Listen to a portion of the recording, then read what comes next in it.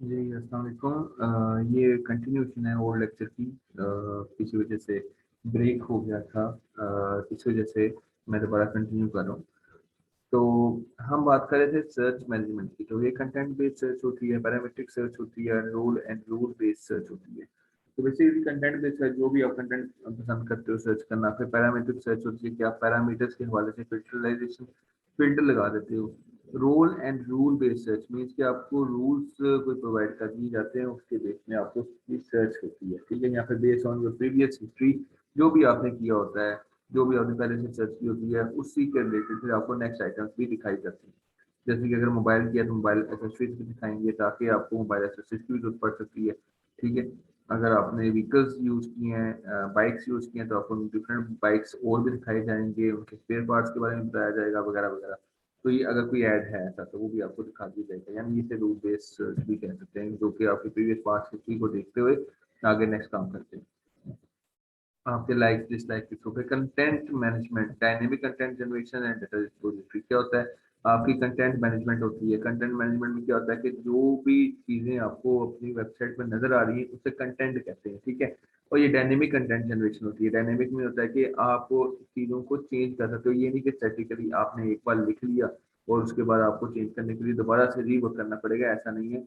Dynamically आप कहीं पे भी उसकी प्राइस चेंज कर सकते हो, उसकी तस्वीरें चेंज कर सकते हो, अपलोड कर सकते हो, अपडेट कर सकते हो, कुछ भी ऐसा कर सकते हो। और इसकी सारी डाटा रिपोजिटरी होती है। डाटा रिपोजिटरी में होता है जहाँ पे डाटा आपका स्टोर होता है परमानेंटली। ठीक है, उसके बाद कैटलॉग मैनेजमेंट की बात करते हैं। कैटलॉग मैनेजमेंट में क्या होता है कि आपकी प्राइसिंग कैलकुलेशन हो रही है, रिपोर्टेड कॉन्फ़िगरेशन होती है, कैटलॉग जनरेशन हो रही होती है। कैटलॉग में आपके पास सब प्राइसिंग कैलकुलेशन होती है कि आपने क्या क्या चीजें ली हैं, या फिर जो भी वट एवर आप कर रहे हो।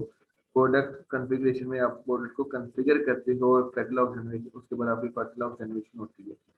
उसके बाद जब कैटलॉग जनरेशन हो जाती है, तो आपका पेमेंट मेथड आता है। पेमेंट मेथड में आप शॉपिंग कार्ट के अंदर जितनी जितनी भी चीजें होती हैं, शॉपिंग कार्ट जो है ना, आपने अगर कभी ऑनलाइन शॉपिंग की हो तो कार्ट होता है, कार्ट को कहते हैं बास्केट।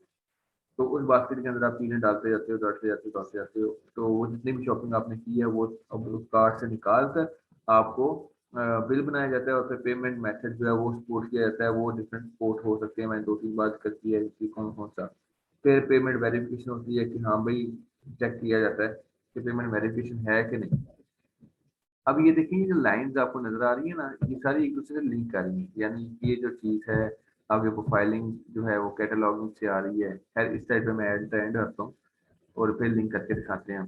तो पेमेंट वेरिफिकेशन है। पेमेंट वेरिफिकेशन जब होती है, उसके बाद आपने ये सारी चीज, यानी पेमेंट मेथड कोड जो है वो आपका यहाँ पे वर्क फ्लो मैनेजमेंट में जा रहा होता है। वर्क फ्लो मैनेजमेंट क्या करती है? वर्क फ्लो मैनेजमेंट बेसिकली आपका जो सॉफ्टवेयर है जिसके थ्रू आप ये बिजनेस चला रहे हो, उसके अंदर कुछ प्रोसेसेस हैं जो ऑटोमेट हो रही हैं।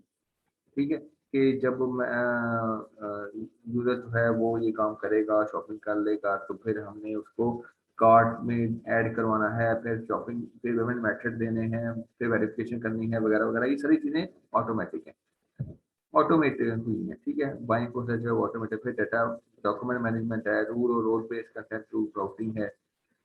और यहाँ से अगर बात करें तो ये चाहे इवेंट नोटिफिकेशन आता है, इवेंट ड्रिवन ट्रांसैक्शन तो मैसेजिंग होती है, message to email, message board हो सकते हैं, न्यूज ग्रुप हो जाते हैं, यहाँ तक आपके मैसेज भी पहुँचते हैं। इधर से आपकी इवेंट से कैटलॉगिंग में भी ये कनेक्शन जा रहा है आपका। यहाँ से आपका वर्क फ्लो में और कंटेंट मैनेजमेंट में भी कनेक्शन जा रहा है। वो सारी आपको कैटलॉग मैनेजमेंट भी नजर आएगी। इसके अलावा वर्क फ्लो मैनेजमेंट जो है आपके कहाँ कहाँ जा रहा है, इन दोनों से ये चीज निकल के आपकी कहाँ पे आती है? Collaboration, training, मेडिएशन, negotiation, bidding, auctioning, collaborating, buying and online community, यहाँ तक आपके पास आती है। और ये सारी एक दूसरे से कनेक्टेड है। तो ये बेसिकली आपका ई कॉमर्स का एसेंशियल सा आर्किटेक्चर है, जिसकी बेस पे आपकी ई कॉमर्स रन कर रही होती है, चल रही होती है। इसमें कोई मुझे कुछ पूछना होगा तो जरूर पूछिएगा, जरूर। ठीक है, थैंक यू सो मच।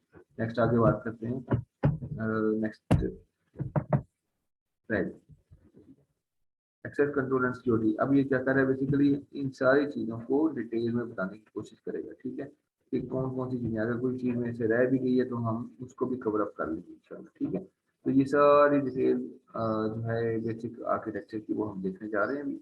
तो एक्सेस कंट्रोल एंड सिक्योरिटी सबसे पहली जो है वो आपके पास ये आ जाती है, एक्सेस कंट्रोल एंड सिक्योरिटी। पहले तो मैंने ब्रीफली समरी दी है आपको, अगर क्विक गुजरना है तो वो समरी सुन लीजिएगा, डिटेल में देखनी है तो आप ये भी जरूर देखिए, क्योंकि इसमें कई नई चीजें और भी हो सकती हैं। तो e commerce process must establish a mutual trust and secure access between the parties. मैंने आपको बोला था कि भाई एक्सेस कंट्रोल दिया जाता है, सिक्योरिटी प्रोवाइड की जाती है जब आप अपनी वेबसाइट पे विजिट करवाते हो, तो जहरी बात है किसी तरह की ऑथेंटिकेशन होनी चाहिए। तो यूजर नेम और पासवर्ड दिए जाते हैं, उनको फिर पासवर्ड्स को एनक्रिप्ट किया जाता है। एनक्रिप्ट होता है कि ऐसी फॉर्म में उन पासवर्ड्स को सेंड करना या रिसीव करना जो कि एनक्रिप्टेड हो, यानी कि नॉन रीडेबल फॉर्म में हो। किसी के पास चाहे आ भी जाए, किसी के हाथ में आ भी जाए अगर आपके वो पासवर्ड यूजर नेम, तो वो उसको रीड ना कर सके, अनरीडेबल फॉर्म में हो, तो इसको एनक्रिप्शन कहते हैं। और जिस सर्वर साइड पे जाके वो रिसीव जब करता है तो एनक्रिप्शन जो है वो डिक्रिप्ट हो जाती है, यानी कि जो नॉन रीडेबल फॉर्म है वो रीडेबल फॉर्म में बन जाएगी। ये कंप्यूटर ऑटोमेटिकली अंदर खाते में कर रहा होता है काम। डिजिटल सर्टिफिकेट एंड सिग्नेचर जो है वो आपके आ रहे होते हैं, डिजिटल सर्टिफिकेट होते हैं, डिजिटल सिग्नेचर होते हैं। जैसे कि आप कोई मोबाइल ऐप के थ्रू बिल पेमेंट करते हो तो आपको डिजिटल सर्टिफिकेट दिया जाता है कि आपने डिजिटल स्टैंप लगा देते हैं कि आपने रिसीव कर दिया, आपने सारा कुछ कर दिया। अच्छा जी, रिस्ट्रिक्टेड एक्सेस एरियाज जो हैं उसमें भी आ जाती हैं अदर पीपल अकाउंट्स हैं, यानी कि रिस्ट्रिक्टेड एक्सेस एरिया कौन से हैं? मैंने कहा था ना अनऑथेंटिकेशन है ये इसमें। तो ऑथेंटिकेशन है तो सिर्फ आप अपना ही यूजर अकाउंट ओपन कर सकते हो, किसी दूसरे का नहीं। इसमें तो सिक्योरिटी का प्रॉब्लम हो जाता है। तो जाहिर बात है उन्होंने रिस्ट्रिक्ट किया हुआ है ऐसे एरियाज को जो दूसरे पीपल के दूसरे लोगों के अकाउंट्स हों। दूसरी कंपनी का जो डाटा है रिस्ट्रिक्टेड कंपनी डाटा, यानी कि कंपनी का जो डाटा ऐसा है जो उन्होंने अपने लिए रखा हुआ है, आप लोगों के लिए नहीं रखा हुआ, तो वो रिस्ट्रिक्टेड कंपनी का डाटा है। वेब मास्टर एडमिनिस्ट्रेशन एरिया, यानी कि वो एरिया जिसमें वेब मास्टर जो है आपका वो एडमिनिस्ट्रेट कर रहा होता है, उसका होल्ड होता है, वहां पर आपका कोई काम नहीं। ये वो चीजें हैं जो मैंने पहले भी बयान की थी काफी, अब यहाँ पे भी एक बार फिर से हो रही है। पर्सनल प्रोफाइलिंग एंड पर्सनलाइजेशन में क्या हो रहा है? Profiling gathering. प्रोफाइलिंग क्या कहता है? Gather data on you and your website behaviour and choices. क्या होता है इसमें? आपकी डाटा जो है वो गैदर किया जाता है आपके बारे में, आपकी वेबसाइट्स के बारे में, आप जो जो हरकतें कर रहे हो अपनी वेबसाइट पे उनके बारे में। आप रजिस्ट्रेशन करते हो, आप cookies file and tracking software जो है वो यूज करते हो, यूजर फीडबैक देते हो अपनी, ठीक है। प्रोफाइलिंग यूज किस लिए होती है? Profiling is use for personalised one two one marketing.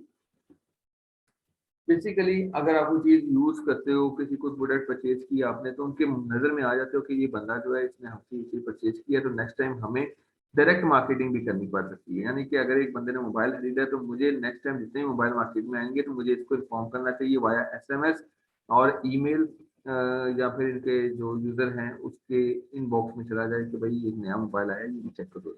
ऐसे ये डायरेक्ट मार्केटिंग के असूल होते हैं कि डायरेक्ट मार्केटिंग में क्या होता है कि हम डायरेक्ट कस्टमर्स को टारगेट करते हैं, ठीक है। ऑथेंटिकेटिंग आइडेंटिटी, आप आइडेंटिटी को ऑथेंटिकेट करते हो कि बंदा रियल है या फेक है। कस्टमर रिलेशनशिप मैनेजमेंट बनाते हो आप, कस्टमर के साथ अच्छी रिलेशनशिप मैनेजमेंट होती है आपकी, जिसमें आपका सीआरएम जो है वो बड़ा अच्छा किरदार अदा करता है। मार्केट प्लानिंग जो है, आप मार्केट की प्लानिंग कर सकते हो कि भाई क्या हमारे कस्टमर जो हैं वो पसंद करते हैं, क्या नहीं पसंद करते। ये इस प्रोफाइलिंग से काफ़ी चीज़ें इंफॉर्मेशन मिल जाती है। वेबसाइट मैनेज कर रहे होते हो उनकी प्रोफाइल के हिसाब से कि भाई आवाम किस तरह से पसंद करती है चीज़ों को देखना रखना वगैरह वगैरह। सर्च मैनेजमेंट में देखते हैं तो सर्च मैनेजमेंट में क्या होता है? Search process helps customer to find specific product और सर्विस दे वांट। यानी कि सर्च मैनेजमेंट में क्या होता है? सर्च मैनेजमेंट में अगर आप ओएलएक्स में जाते हो तो अगर आपके पास सर्चिंग की ऑप्शन ना हो तो आप कैसे ढूंढोगे? आपको ये तो बड़ा मुश्किल हो जाएगा ढूंढना। तो अगर आप सर्च पे सिंपल जाके लिख देते हो बाइक्स चाहिए मुझे, कार चाहिए मुझे, मोबाइल फोन चाहिए, व्हीकल्स चाहिए वगैरह वगैरह, ऐसा कुछ लिख देते हो तो वो कोई व्हीकल्स की चीजें जो रिलेटेड होंगी वो लिख के आएगा, व्हीकल की कैटेगरी में जाके सर्च करेगा और वहां भी जितनी प्रोडक्ट्स होंगी उनको एनालिस्ट करवा देगा अपने फ्रंट पेज के ऊपर। तो ये चीजें हैं। ई कॉम ये जो सर्च बार होती है ये काफी अहम होती है अपने आपके कस्टमर्स के लिए। E commerce software packages often include a website search engine. क्या होता है कि ई कॉमर्स सॉफ्टवेयर पैकेज जो है वो आपको वेबसाइट का सर्च इंजन प्रोवाइड करते हैं। वो वेबसाइट का सर्च इंजन से क्या मुराद है? नॉर्मली गूगल पर आप जब लिखते हो ना कुछ भी, तो वो आपको गूगल आपको वो ढूंढ के दे देता है चीजें नॉर्मली। तो गूगल क्या एक सर्च इंजन है। तो एक आपकी अपनी ई कॉमर्स वेबसाइट के अंदर सर्च इंजन होता है, जो सिर्फ उस हद तक होता है जो आपकी वेबसाइट होती है, जितनी आपकी वेबसाइट होती है वो आपकी वेबसाइट के अंदर रह के सर्च करता है। जैसे OLX है, OLX में आप बाइक लिखते हो, व्हीकल लिख सकते हो, कुछ भी ऐसा लिखते हो, तो आप उसको सर्च करते हो तो वो अपनी वेबसाइट के अंदर ला के देता है, वो अपनी वेबसाइट का डाटा देता है आपको। ये नहीं कि किसी और अमेजोन की वेबसाइट उठा देगा, कहेगा कि मेरे पास तो है नहीं है, उधर चले जाओ। ऐसा नहीं, कभी नहीं करेगा, वो अपनी वेबसाइट के अंदर का डाटा आपको देगा। अगर हुआ उसको तो दे देगा, नहीं हुआ तो कह देगा नहीं। A customized search engine may be acquired from a company like a Google or request requisite technology। कहता है कि भाई अगर मजीद कस्टमाइज आपको सर्च इंजन रिक्वायर्ड है तो आप गूगल से यहाँ से यूजर्स उठा भी सकते हैं। Searches are often on content और बाय पैरामीटर, यानी कि पैरामीटर्स भी होती है, कंटेंट भी होती है, पैरामीटर्स कुछ फिल्टर्स लग जाते हैं उसके ऊपर। नेक्स्ट बात करते हैं कंटेंट एंड कैटलॉग मैनेजमेंट के बारे में। कंटेंट एंड कैटलॉग मैनेजमेंट क्या होता है? कंटेंट एंड कैटलॉग मैनेजमेंट में आपके पास हेल्प करता है ये डेवलप करने के लिए, जनरेट करने के लिए, deliver update and archive text and multimedia information at e commerce websites. Basically content management software जो है ना, वो आपकी बेसिकली जो इंफॉर्मेशन है मल्टीमीडिया हो, चाहे वो टेक्स्ट हो, उनको अपडेट करने में, डिलीवर करने में, जनरेट करने में, डेवलप करने में आपका साथ दे जाता है, मदद करता है। ठीक है। कैटलॉग मैनेजमेंट सॉफ्टवेयर में क्या होता है? कैटलॉग में आपको कैटलॉगिंग करते हो, चीज़ों को रखने का तरीका जो होता है ना मेन्यूज में, वो चीज़ें देखते होते हैं। Help generate and manage catalog content. Catalog and content management software जो है वो भी आपको प्रोवाइड किया जाता है। Work with profiling tools to personalize content, include product configuration and message communication. Next आगे बात आ जाती है वर्कफ्लो मैनेजमेंट के बारे में। E commerce and e commerce workflow management depends on workflow software engine. E business जो है और ई कॉमर्स वर्कफ्लो मैनेजमेंट जो है वो आपके वर्कफ्लो सॉफ्टवेयर इंजन के ऊपर डिपेंड होती है। वर्कफ्लो बेसिकली आपका एक ऐसा इंजन है जिसमें आपकी सारी बिजनेस लॉजिक बताई होती है और उसमें आपके बिजनेस प्रोसेस को ऑटोमेट किया गया होता है। ठीक है। तो यानी कि आपको खुद कम से कम काम करना पड़ेगा, कंप्यूटर करे खुद से काम। तो ये वर्क फ्लो मैनेजमेंट है कि आप, और इसके अलावा एक वर्क फ्लो होता है कि पहले कस्टमर आएगा, वो सर्च करेगा, चेक करेगा, पसंद करेगा, ऑर्डर प्लेस करेगा, आइटम को सेलेक्ट करेगा, ऑर्डर प्लेस करेगा, उसको रिसीव दी जाएगी। ये सारा वर्क फ्लो है, एक तरतीब। तो contains a software model of a business processes, यानी इसमें क्या होता है कि एक सॉफ्टवेयर मॉडल है जिसमें बिजनेस प्रोसेसेस हैं। ठीक है, कि किन किन स्टेप से हमारा यूजर जो है वो गुजर के आएगा। Workflow model express pre defined चीजें, प्री डिफाइंड कुछ चीजें हैं वो एक्सप्रेस करता है, जैसे कि सेटअप बिजनेस रूल्स हैं, रोल्स ऑफ स्टेक होल्डर्स हैं, ऑथराइजेशन रिक्वायरमेंट्स हैं, राउटिंग ऑल्टरनेटिव हैं, डेटाबेस जो यूज हो रही है उसकी तरफ एक्सेस देगा, टास्क सीक्वेंसेज हैं कि एक के बाद कौन सा टास्क आएगा, वगैरह वगैरह।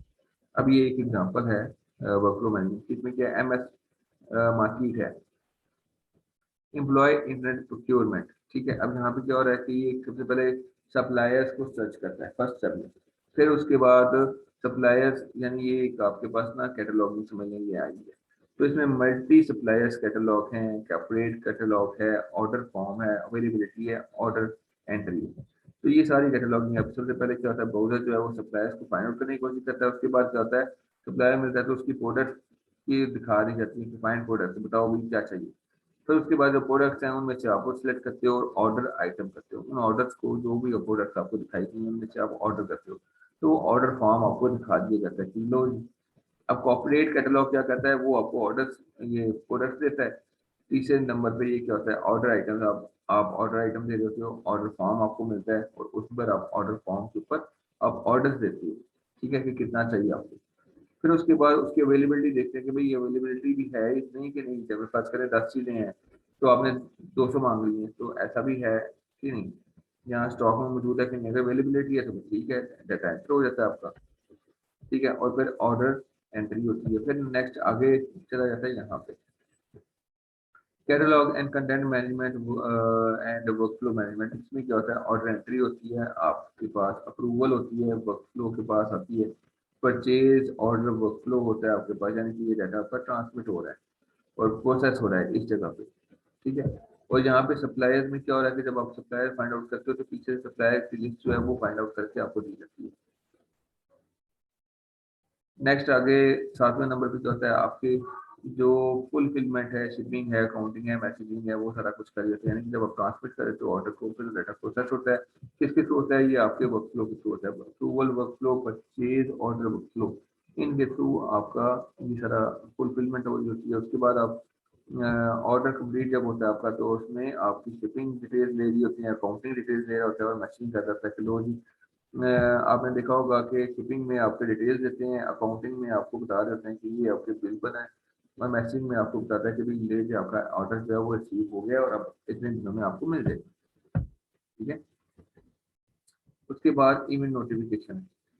इवेंट नोटिफिकेशन में क्या है कि most e commerce application are event driven, और इवेंट ड्रिवन होती है आमतौर पर। इवेंट ड्रिवन है कि खास इवेंट पर ड्राइव हो जाती है, चलती हैं।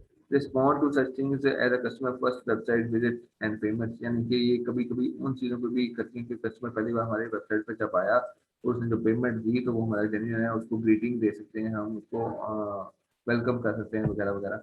Monitor all e commerce processes, यानी ई कॉमर्स प्रोसेसेस जो है वो उनको मॉनिटर करता है। Record all relevant event including problem situations, notify all involve in stake holders, stake holder होते हैं जिनको डायरेक्टली फायदा होता है, और work in conjunction with user profiling software. तो यहाँ पे आपकी यूजर प्रोफाइलिंग सॉफ्टवेयर जो है उनके साथ मिलकर एक ईमेल नोटिफिकेशन काम कर रहा होता है, और आपको ईमेल की नोटिफिकेशन प्रोवाइड कर होता है कि अभी ये ईमेल आई है, अभी इसमें आपको ईद है तो ईद पर आपको ये चीज़ें मिलेंगी, ये होगा तो वो होगा वगैरह वगैरह। Collaboration and trading में क्या होता है? Process that support vital collaboration arrangement and trading services needed by a customer, supplier and other stakeholders. Online communities of a interest, email है, chat है, discussion groups हैं जो कि कस्टमर सर्विस को एनहांस कर होते हैं, लॉयल्टी बिल्ड कर होते हैं। ठीक है। तो इलेक्ट्रॉनिक पेमेंट प्रोसेस जो है उसमें क्या होता है? आपके पास ये कॉम्प्लेक्स प्रोसेस है, near anonymous and electronic nature of a transaction, many security issues, wide variety of debit and credit alternatives, financially institution may be part of process। अब इसमें क्या है? इसमें बेटा ये है कि आपकी इलेक्ट्रॉनिक पेमेंट प्रोसेस है, ये थोड़ा सा क्रिटिकल और कॉम्प्लेक्स पार्ट होता है, क्योंकि इसमें फ्रॉड होने के भी चांसेस होते हैं। इसलिए बेहतर है कि हमें सिक्योरिटी इशूज की तरफ को जाना चाहिए। तो सिक्योरिटी इशूज का भी प्रोवाइड करता है ये। इसके अलावा डेबिट और क्रेडिट कार्ड के कई अल्टरनेटिव प्रोवाइड करता है, जैसे कि पाकिस्तान में कैश ऑन डिलीवरी चलता है, इसलिए कामयाब है। कैश ऑन डिलीवरी की चीज़ें हमारे हाथ में आ जाती हैं तब हम कैश करते हैं, अदरवाइज हम कैश पहले दे दें, वो चीज़ें भेजें ना भेजें, हमारे पाकिस्तान में कुछ भी लोग करें ना करें वट। लेकिन ये है कि लोग करते ऐसा सच नहीं है, आप अल्हम्दुलिल्लाह नहीं करते ऐसे, लेकिन फिर भी चांसेस जो थोड़े बहुत होते हैं, जो फ्रॉडलेंट केसेस होते हैं, उनमें हो सकता है। अब 100 में से आटे में नमक के बराबर थोड़ा बहुत गंद निकल जाता है। फाइनेंशियली इंस्टीट्यूशन में भी पार्ट ऑफ द प्रोसेस। ठीक है। इलेक्ट्रॉनिक पेमेंट प्रोसेस जो है आप कैसे करते हो? कोई पेमेंट प्रोसेस कैसे करते हैं? पेमेंट प्रोसेस में क्या करते हैं कि शॉपिंग कार्ड जो है, जो भी आपने भर लिया होगा अपना बास्केट शॉपिंग कर करके, वो आपको उसको हाली किया जाता है। और क्रेडिट कार्ड पेमेंट प्रोसेस यानी उसकी ऑर्डर बनाया जाता है, यानी उसके बिल बनाया जाता है, और फिर आपको क्रेडिट कार्ड पेमेंट प्रोसेस से गुजारा जाता है कि भाई आप क्रेडिट कार्ड दें, उससे पे करेंगे। अगर ऐसे नहीं तो फिर डेबिट और अदर मोर कॉम्प्लेक्स प्रोसेस हैं, और भी कई कॉम्प्लेक्स प्रोसेसेस हैं जिनके थ्रू आपको पेमेंट कर सकते हो। इलेक्ट्रॉनिक फंड ट्रांसफर ईएफटी जो है वो भी है आपके पास, यानी major payment system in banking retail, variety of information technologies capture and process money and credit card transfers. Most point of sale terminals in retail stores are networked to a bank EFT, यानी कि electronic bank fund transfer system, यानी उनके साथ connect होता है आपके accounts के साथ। अब इलेक्ट्रॉनिक पेमेंट सिस्टम कैसे होता है ये भी इसमें डिटेल में बता दिया एक पिक्चर के लिए। क्या होता है भाई? पहले तो आपका कस्टमर आता है, क्लाइंट ब्राउजर पे जाता है, रिक्वेस्ट करता है मर्चेंट की वेबसाइट पर। मर्चेंट की वेबसाइट पे आपने जो भी चीज़ की, वेरीफाई किया, receive order information, receive payment information, confirm order किया कि ये भी कंफर्म ऑर्डर है, वेरीफाई कस्टमर किया, चेक किया उसने, यानी इस जगह पे उसने सर्वर ने आके रिव्यू किया कि पेमेंट इन्फॉर्मेशन क्या थी। फिर ऑथोराइज और डिनाई पेमेंट, यानी कि पेमेंट जो है उसको ऑथोराइज करना है या डिनाई करना है, एक्सेप्ट करना है या रिजेक्ट करना है। तो फिर वो आगे मजीद एक सर्वर के पास गया, वहाँ पे क्या है, थर्ड पार्टी जो है कंप्यूटर जो है with link to multiple payment message system.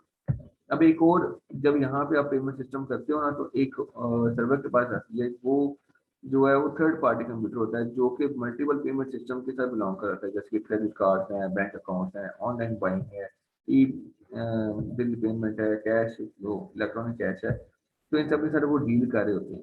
तो जो भी आपका कस्टमर जो है वो डिजायर करता है कि मुझे ये काम करना है, यानी मुझे वीजा और मास्टर कार्ड यूज करना है, तो वो मैं इस साइड पे आ जाएगा क्रेडिट कार्ड से।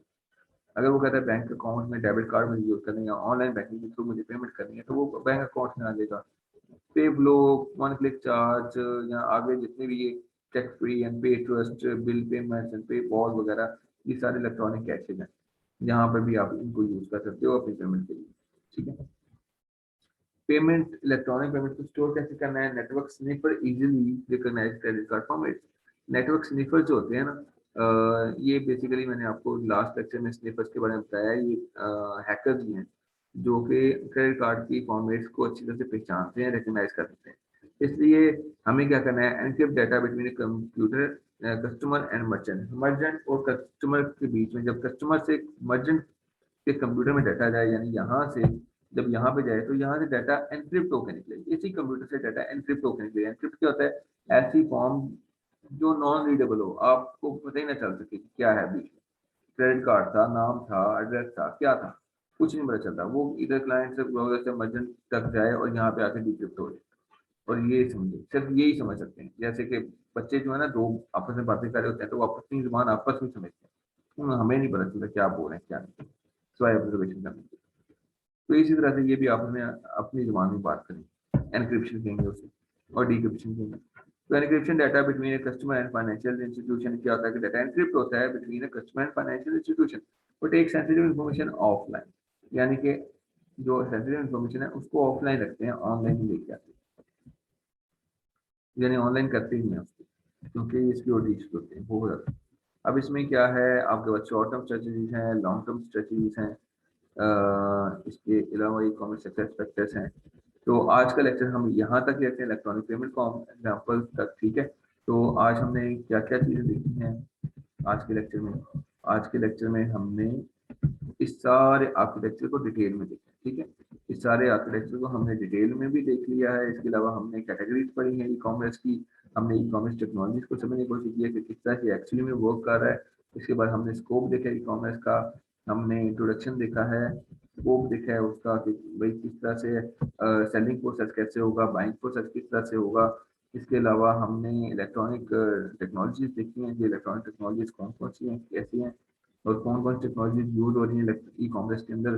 फिर कैटेगरीज की तीन देखी है हमने, फिर उसका आर्किटेक्चर को डिटेल में हमने पढ़ा है। और आज का हमारा लेक्चर इतना ही रहेगा। उसके बाद हमने पेमेंट मेथड्स के बारे में पढ़ लिया, और नेक्स्ट में हम इंशाल्लाह इसको मजीद डिटेल में पढ़ेंगे नेक्स्ट हाफ में। ठीक है। तो आज का हमारा लेक्चर इतना ही है।